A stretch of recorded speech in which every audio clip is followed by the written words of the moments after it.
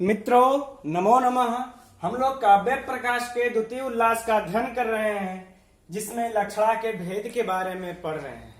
मैं आप लोगों को दावे के साथ कह सकता हूं कि लक्षणा को मैं बिल्कुल स्पष्ट करके रख दूंगा आप लोगों के सामने, चाहे वह काव्य प्रकाशकार के अनुसार हो, चाहे साहित्य दर्पणकार के अनुसार। बस आप लोग इस वीडियो को पूरा देखिएगा। आइए देखते हैं। तो इस कारिका का हम लोग कल की वीडियो में अध्ययन कर चुके हैं, पिछले वीडियो में, लेकिन मैं आज इसको यहाँ पर इसलिए लिखा हूं ताकि यह समझ करके तब आगे बढ़ेंगे तो आप लोगों को अच्छे से समझ में आएगा। इस कारिका के द्वारा स्वसिद्धे पराक्षेप परार्थम स्व समर्पणम उपादानम लक्षणम चेत युक्ता शुद्ध अशुद्ध साधुधा, इस कारिका के द्वारा मम मठ सर्वप्रथम लक्षणा के दो भेद करते हैं। एक तो करते हैं उपादान लक्षणा और दूसरा करते हैं लक्षण लक्षणा। ठीक, अब यहां से वह भेद प्रारंभ कर देते हैं, लेकिन कहते हैं ये जो दोनों लक्षणा हैं शुद्धैव साधुधा, करे शुद्धा के भेद हैं।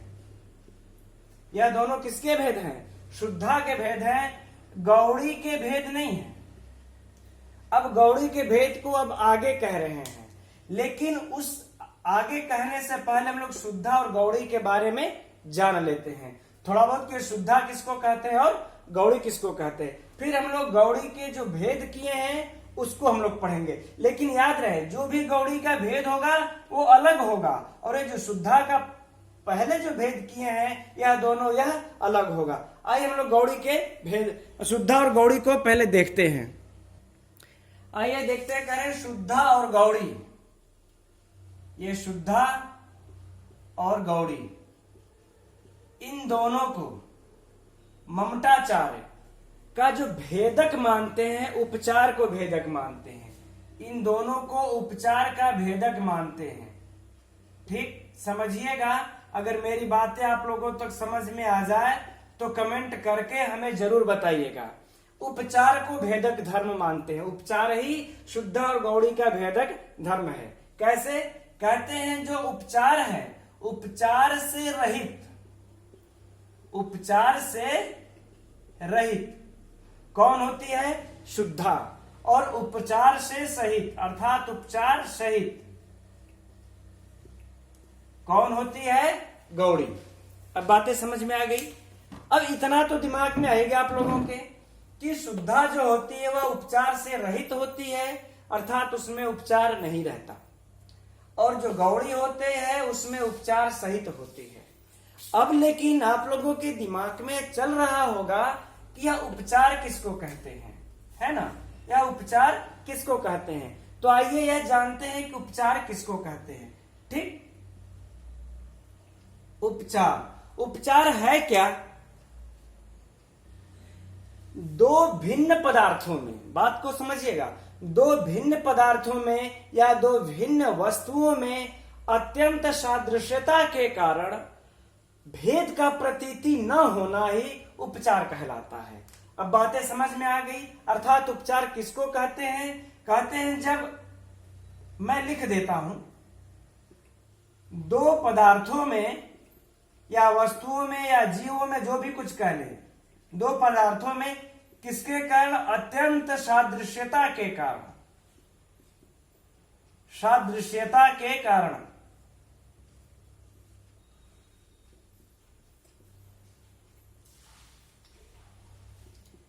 भेद प्रतीत न होना, भेद की प्रतीति न होना। ठीक है ना? भेद की प्रतीति न होना, राइट? अर्थात जब दो पदार्थ अत्यंत सादृश्य हो जाएं, उनमें कोई भी भेद न समझ में आए, तब वो कहते हैं उसी को उपचार। जैसे अब इसी उपचार के, अब इस उपचार के बिना शुद्धा होगी, उपचार से रहित शुद्धा होगी, और इस उपचार जिसमें रहेगा अर्थात अत्यंत सादृश्यता के कारण जहां पर भेद की प्रतीति नहीं होगी, ऐसा यदि कोई उदाहरण होता है तो वहां पर उपचार सहित होगा और वह गौड़ी होगी। और जहां पर यह उपचार नहीं रहेगा, अर्थात जिन दो वस्तुओं में अत्यंत सादृश्यता नहीं रहेगी, तो वहां पर शुद्धा होगा, क्योंकि इसमें शुद्धा उपचार से रहित होती है। शुद्धा में उपचार होता ही नहीं है। जब उपचार नहीं होता तो उपचार किसको कहते हैं? अत्यंत सादृश्यता को कहते हैं। ठीक, तो आइए इसका एक उदाहरण भी देख लेते हैं उपचार का। कहते हैं सिंहो माळवकः, माळवकः, है ना। माळवक माने बच्चा, सिंह माने सिंह है। जब कोई किसी के बच्चे को, बालक की जब बहादुरी बताना होता है तो हम कैसे कह देते हैं कि यह बच्चा शेर है, यानी कि यह शेर और इस बालक, माळवक अर्थात बालक, इन दोनों में हम कोई भेद बता रहे हैं? नहीं। जितना बहादुर शेर होता है उतना ही बहादुर बालक है। सिंहो माळवकः क्या है? बालक शेर है। अब जरा बताइएगा आप लोग, इसमें कहीं भी आप लोगों को भेद प्रतीति हो रही है? नहीं।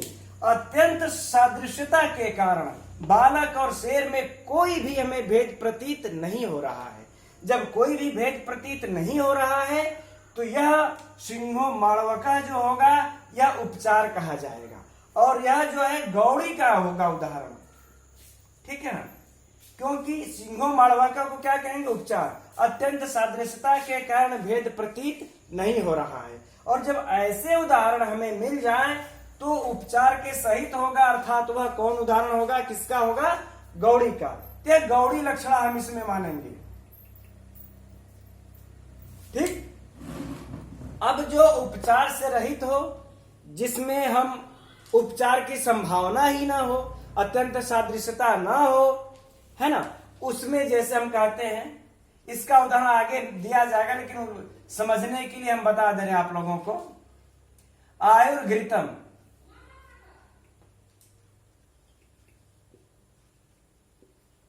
आयुर्घृतम, घी आयु है, घी आयु है ना। अब देखिए, घी आयु है, घी लोग कब खाते हैं? जिनकी जब लंबी उम्र होनी रहती है। तो यहां पर तो बताया गया है कि घी आयु है, लेकिन यहां पर क्या घी और आयु में सादृश्यता है? नहीं है। इनको सादृश्यता से अदर संबंध है। घी और आयु में क्या संबंध है? कार्य कारण का संबंध है। ठीक है, या स्वस्वामी भाव का संबंध हो।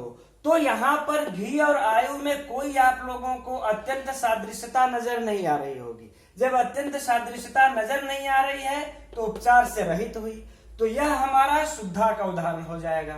आयुर्घृतम, इन दोनों में, आयु और घी में एक अलग संबंध है, कार्य कारण का, स्वस्वामी भाव का, है ना। इस प्रकार के जो संबंध होते हैं उनको वह हम शुद्धा बोलते हैं। ठीक, अब आइए हम लोग आगे बढ़ते हैं। तो हम उम्मीद करते हैं आप लोगों को कि ये शुद्धा और गौड़ी समझ में आ गई होगी। अब आगे अगले सूत्र में, सूत्र 14 में, अब जो है यह गौड़ी के भेद को बताते हैं। शुद्धा के भेद को नहीं, अब गौड़ी के भेद को बताते हैं। आइए अब उसको श्लोक कारिका को लिख लेते हैं, सूत्र को, तब आगे अध्ययन करते हैं।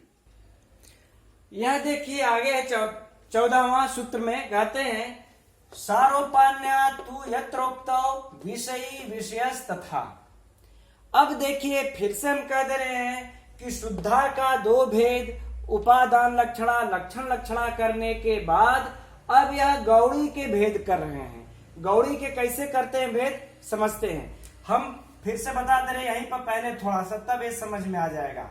अब गौड़ी के यह दो भेद कर रहे हैं। पहला कौन कर रहे हैं? ये सारोपा, और दूसरा कौन कर रहे हैं? साध्य वसाना। ठीक है, स्मरण रहे कि पूर्व में इन्होंने शुद्धा के दो भेद किया था। देखिए आप लोगों को बिल्कुल आसानी से समझ में आएगी। पूर्व में इन्होंने शुद्धा के दो भेद किया था मम्मट ने। पहला किया था उपादान लक्षणा, दूसरा किया था लक्षण लक्षणा। ठीक, अब इस सुविधा का भेद करने के बाद अब 14वें और 15वें सूत्र में गौड़ी के भेद करते हैं। तो गौड़ी के भेद सारोपा और साध्यवसाना कर रहे हैं। इसमें सारोपा को कहा जा रहा है, अगले सूत्र में हम लोग साध्यवसाना को देखेंगे, पढ़ेंगे। ठीक, तो ये हट गया। अब हम लोग गौड़ी का अध्ययन कर रहे हैं, राइट। अब आइए देखते हैं, मैं आगे चल करके फिर से एक बार एनालिसिस करके इसको समझाऊंगा, लेकिन फिलहाल यहां पर देखिए, कह रहे हैं यत्र उक्तव सारोपा अन्यत्र, इसको छोड़ देते हैं। यत्र मतलब जहां, उक्तव मतलब कहे गए हो, जहां कहे गए हो। कौन? विषयी और विषयस तथा, विषयी और विषय दोनों कह दिए गए हों।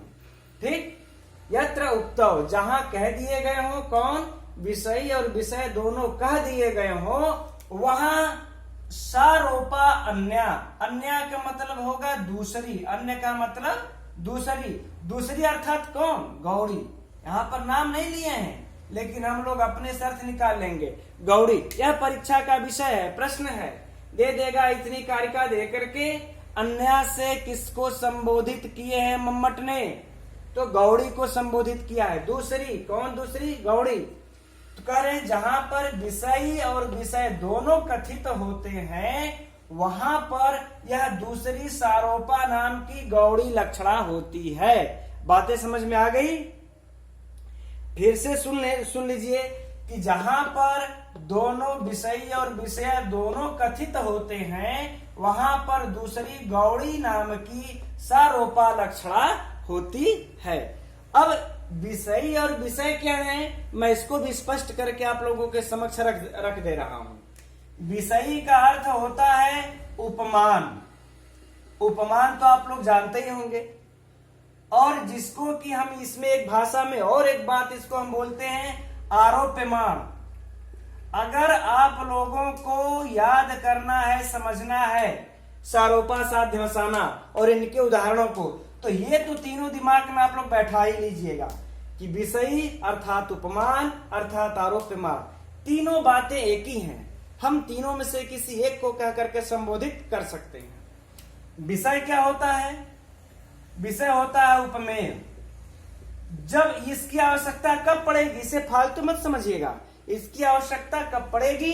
जब हम लोग उदाहरण में सारोपा साध्यवसाना को सिद्ध करेंगे, तो यह उपमेय हम कहते हैं, और कहते हैं आरोप्य विषय, आरोप्य विषय। ठीक, यह बिल्कुल इसको नोट कर लीजिएगा। हम तो कहेंगे नोट्स उठाइए और इसको विषयी, उपमान, आरोप्यमान यह तीनों एक होते हैं, और विषय, उपमेय, आरोप्य विषय तीनों एक होते हैं। क्योंकि आगे जब भी उदाहरण में चर्चा चलेगी, उपमान ऊपर उपमेय कह करके ही चर्चा चलती, अब चलेगी आगे। ठीक, तो कहते हैं यह दोनों कथित होने चाहिए।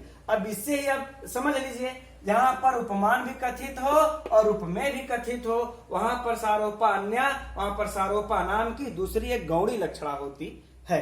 ठीक,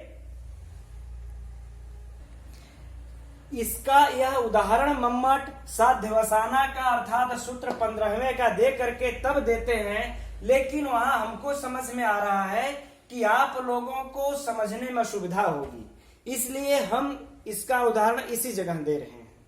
इसका उदाहरण सारोपा का देते हैं गौरवाहिका। समझिएगा, बिल्कुल आराम से समझ में आएगा, कहीं से आप लोगों को सुविधा नहीं होगी। गौरवाहिका कहते हैं, गौवाहिका, गौ बैल है। देखिए अब यहां पर देखिए, हम लोग ऐसे समझ लेते हैं, यहां पर मात्रा गलत है, समझिए। देखिए गौ, यह पद हुआ, एक हुआ वाहिक। इन दोनों को पहले हम इस तरह से समझते हैं। गौ का अर्थ क्या होता है? बैल। ठीक, और वाहिक का अर्थ क्या हो गया? वाहिक या कह ले किसी पुरुष का नाम है, या कह ले किसी देश का नाम है। वैसे पहले कहा जाता था वाहिक नाम का एक देश था, वहां के लोग मूर्ख थे, इसलिए कहा जाता था गौरवाहिका, वाहिक बैल है, वाहिक बैल है। तो हम मान लेते हैं कोई नाम ही रख लेते हैं, चाहे वो पुरुष हो चाहे देश हो, हमको इससे कोई मतलब नहीं है, यह हमारे परीक्षा का विषय नहीं है। हम कह रहे हैं कि वाहिक बैल है, यही ना हुआ कि वाहिक नाम का जो व्यक्ति है या आदेश है वाहिक बैल है। अब यहाँ पर देखिए, अब लगाइए कि यहाँ पर उपमान कौन है और उपमेय कौन है। यहाँ पर अत्यंत सादृश्यता समझ में आ रही है, जैसे कि हमने कहा था सिंहो मालवकः, तो यहाँ पर सादृश्यता कैसे है देखिए। उपमान पहले किसको कहते हैं, आप लोग जानते हैं कि उपमान जो उत्कृष्ट होता है, क्या होता है, उत्कृष्ट, है ना। किसमें उत्कृष्ट होता है, गुणों में, गुणों में या दोषों में, जिससे हम बता रहे हैं वह उत्कृष्ट हो गया। उपमेय क्या होता है, या जो जिसकी हम उपमा देते हैं, जिसको हम उपमा देते हैं। जैसे जब हम कहते हैं कि मुख कमल के समान है, कमल के समान है, तो यहां पर क्या है, मुख क्या होगा, यह उपमेय है, और हम कमल क्या होगा, उपमान होगा। यह कमल सुंदरता में मुख से बढ़ करके है, तो हम यहां पर उसको उपमान कहते हैं जो कि गुणों में बढ़ करके होता है।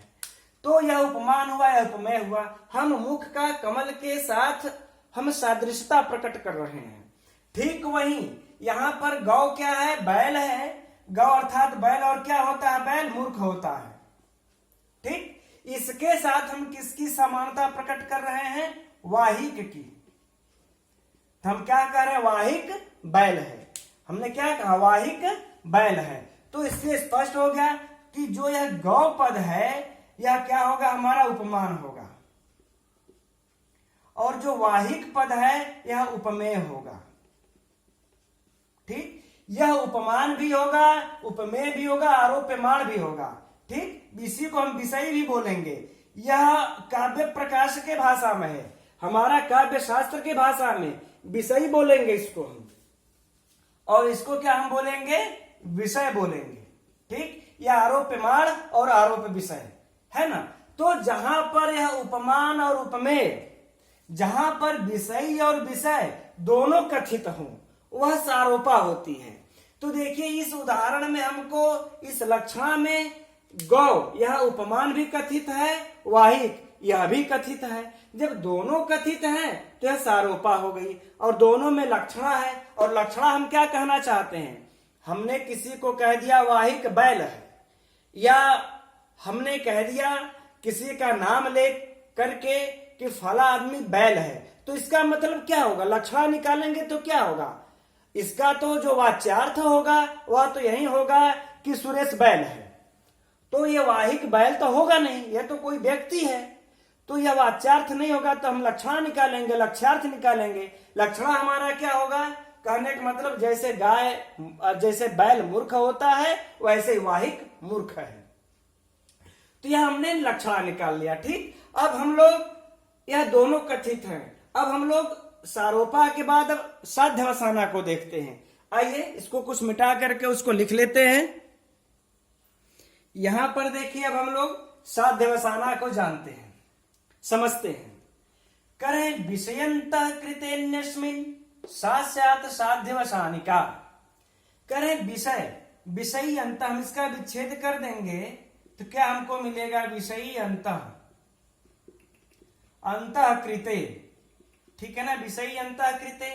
अन्य, अन्य, अन्य का अर्थ यहां पर क्या हो जाएगा, अन्य का मतलब दूसरा। दूसरा कौन, तो कह रहे हैं कि दूसरा का मतलब होगा कि विषय। विषय को तो यहां पर कह दिए हैं, अन्य का मतलब विषय। ठीक, करें विषयी के द्वारा अन्यस्मिन्, अन्यस्मिन् अर्थात अन्य, दूसरा जो है कौन, विषय का अंतःकृते मने अंतर्भाव कर लिया जाता है। इतने में ही देखिएगा पूरा इसका उदाहरण छिपा हुआ है। कह रहे हैं विषयी अंतःकृते अन्यस्मिन्, अन्य जो यहाँ पर आया है, यह जो अन्य यहाँ पर आया है सीधे सीधे यह कह रहा है कि अन्य का मतलब दूसरा, अर्थात यहाँ पर विषय तो कथित हो गया सूत्र में, अब दूसरा अर्थात कौन, विषय।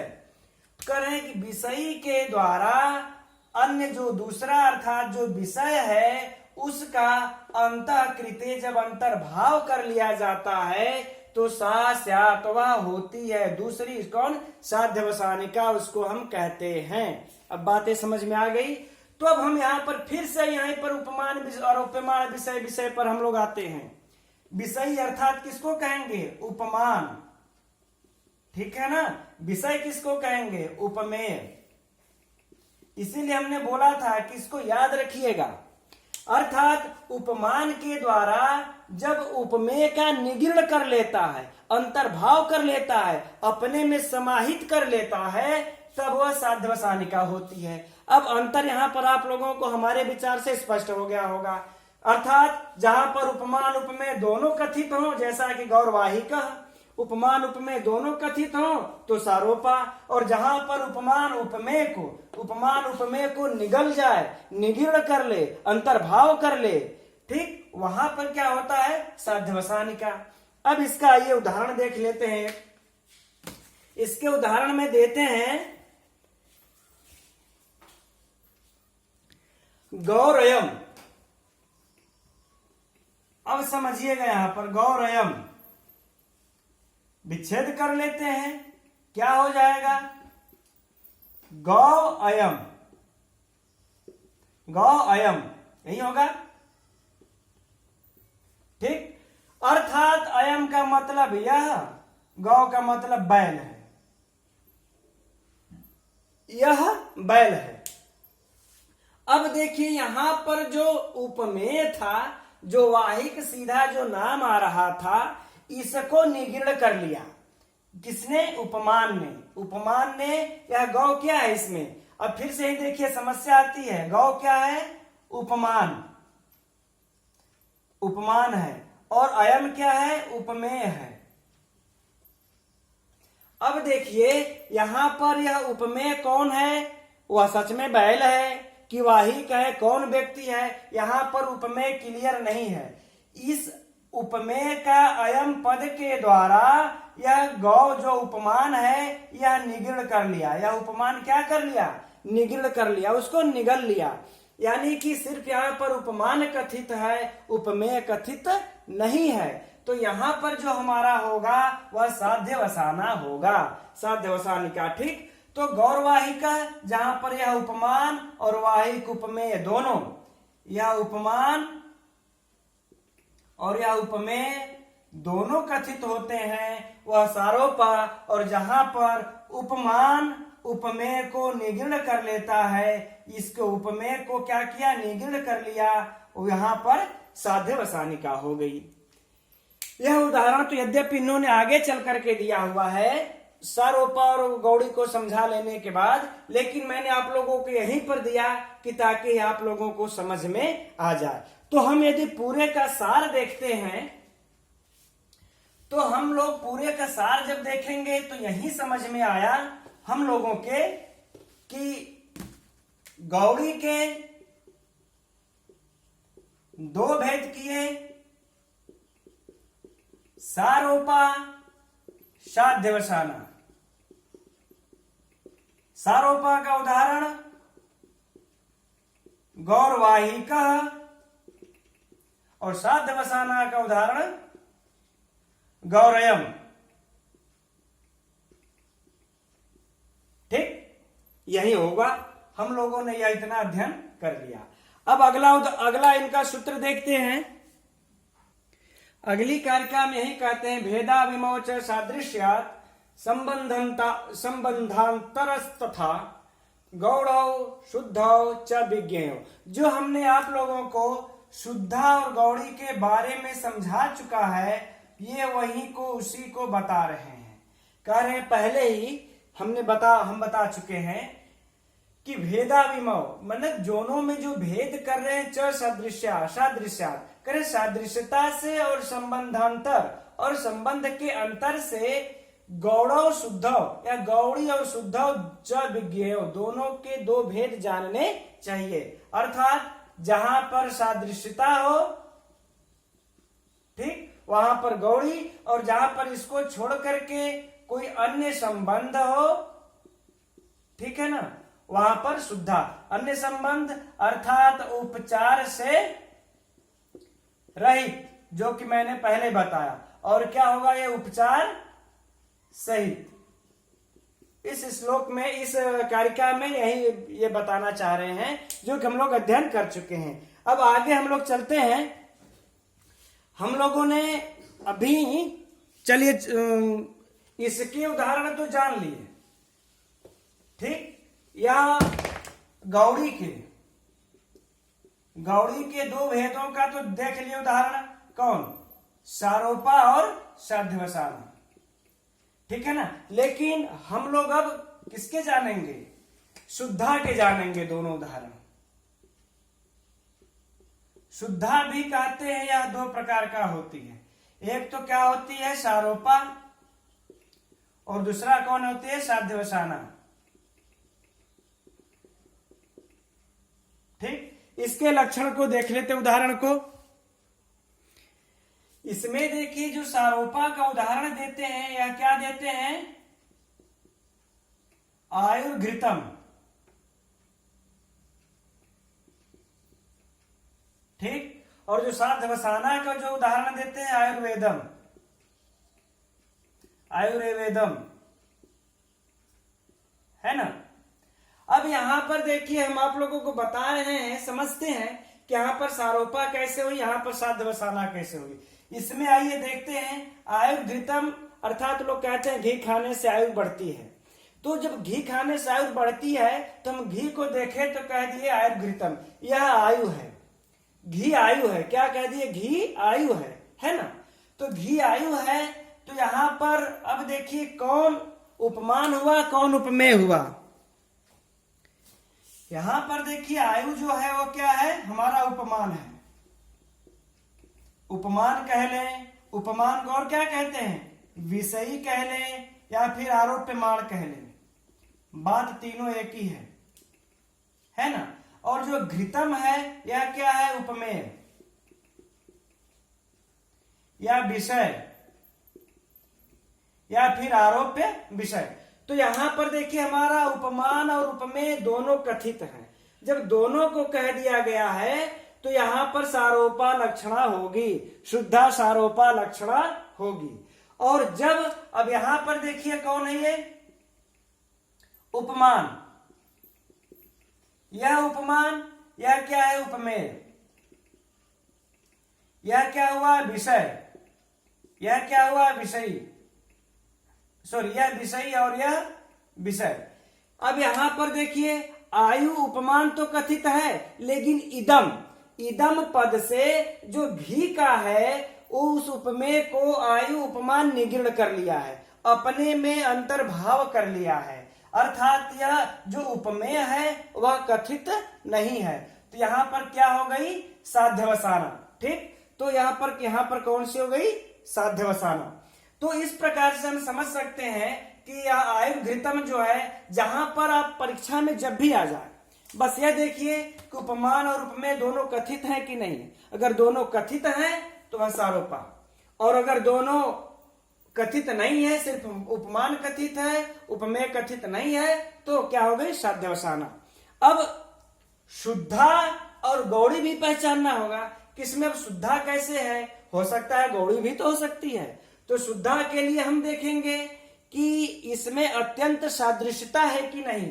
तो ये बताइए आप लोग कि घी और आयु में क्या सादृश्यता है, कोई सादृश्यता नहीं है। इसमें एक प्रकार से बल्कि संबंध समझ में आ रहा है, जैसे कार्य कारण संबंध, स्वस्वामी भाव संबंध।